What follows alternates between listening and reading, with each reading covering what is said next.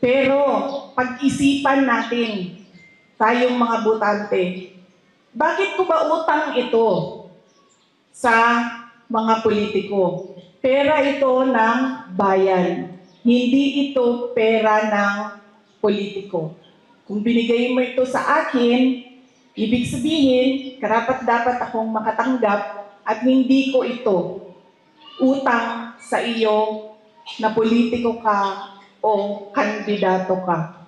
Ibig sabihin,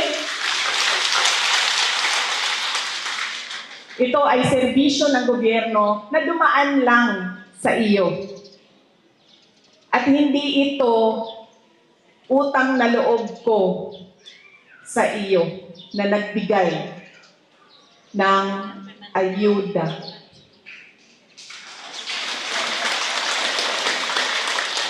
Ang huli po,